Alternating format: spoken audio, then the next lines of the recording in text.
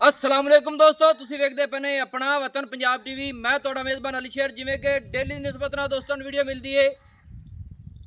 अज माशाअल्लाह एक भूरे रंग की मझ मिली है, बड़ी लाजवाब खूबसूरत है। बाकी तकरीबन मझ 2-2.5 महीने की सूई हुई है, बाखड़ी है। सारियां गल्लां मालिक दे लफाजी लावांगे इंशाअल्लाह। ते मझ भी विखाने दोस्तों नूं कि भूरे रंग की 5 कल्याण लेना देना मुकद्दर नसीब सोहना मझ नूं रब ने थन लाया है। ते बाकी विजिट कराने हैं कैमरामैन मझ दा दर्शन कराओ। माशाअल्लाह कमाल दी है बूथी मझ दी वेखनी दोस्तों, कमाल दी है। अखां बिल्लियां, बुल सारा सफेद है माशाअल्लाह। सिंगी मकूल मुनासिब ए मोड़ ते काठां दे विच लाई खड़ी माशाअल्लाह। बाकी गर्दन कूंज वर्गी ते छोटी जी गानी मझ नूं पाई हुई है। गर्दन वेखनी माशाअल्लाह बिल्कुल छोटी जी। नसीबां ते मुकद्दरां दी गल्लां ने, इत्थे पूरी तसल्ली करनी माशाअल्लाह। मालिक दे अल्फाजी सारियां डिटेलां लवांगे। मझ दी लत बिल्कुल सीधी पदरी माशाअल्लाह, वक्खी बिल्कुल मकूल मुनासिब छोटी जी माशाअल्लाह। और चारे पैर मझ दे सफेद ने, दुन्नी घोड़ी दा बिल्कुल निशान ही नहीं। कन्न छज्जां वर्गे ने ते ढाकां दा मझ दियां माशाअल्लाह चक्कियां होई इस तरह गड़वे नाल टांग दिओ इंशाअल्लाह, नाल ही खड़े रहणगे। सिंगल हड्डी है, खुड्डा बड़ा सोहना इसू, थण मुठ मुठ दा माशाअल्लाह। रसगुल्ले लाई फिरदी है, तसल्ली करावांगे। टुरदी फिरदी दा विजिट करावांगे। पूरी मझ माशाअल्लाह कमाल दी है, इत्थे तसल्ली करनी है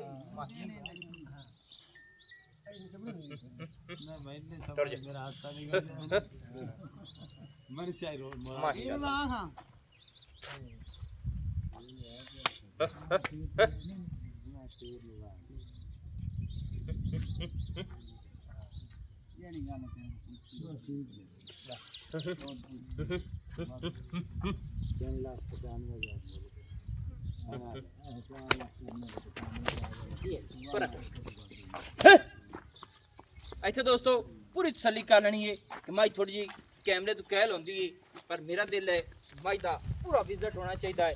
खुली टुरदी फिरदी दा इत्थे हवाना ही चेक कर लेना है, सिमनी वाला और फासले ते मुठ मुठ ते थण माशाअल्लाह। बाकी कोशिश करने हैं कि बन के तसल्ली करावांगे माशाअल्लाह। थोड़ा जागा इस माशाअल्लाह।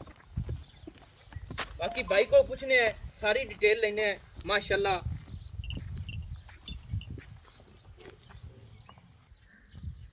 बाकी माशाअल्लाह सारी डिटेल मालिक को ही लैके देना दोस्तों नूं। अच्छा भाईजान, मझ अपनी सुआ कितवा सूई है? दूसरा माशाअल्लाह दोस्तों, दूसरा सुआ सूई है। भूरे रंग की 5 कल्याण मझ ते मझ की हड्डी दोस्तों चेक कराने हैं। इतने कैमरामैन तू विजिट करा तो मैं भाई को पूछ लेना। भाईजान ये मझ दूसरा सुआ सूई है, को हाजिर टाइम दुध कितना है? 10-11 लीटर दुध है हाजिर टाइम। चुआई दे विच कोई वाधा घाटा छट्टा फौरा यानी कि हर गल दी अपनी गारंटी है। सही है माशाअल्लाह। दोस्तों इत्थे मझ नूं पूरा पढ़ लेना है कि मझ दी सिंगल हड्डी ते टाका वलैत वलैत तक ते सार दा डोडा भी सफेद है सू, हवाने दी भी माशाअल्लाह। पूरी तसल्ली दोस्तों नूं करा सा इंशाअल्लाह, किसी पासों फर्क नहीं आवेगा। इत्थे तसल्ली कर लेनी है। सिमनी वाला मुठ मुठ दा थण ए जी आम किसी मझ नूं नहीं लगे हुंदा, गिट गिट ते वीर वाले माशाअल्लाह कमाल हो गई। बाकी अच्छा भाईजान दुध मझ को 10 तो 11 लीटर है। किन्ने दिनां दी सूई हुई मझ? 2.5 महीना दी।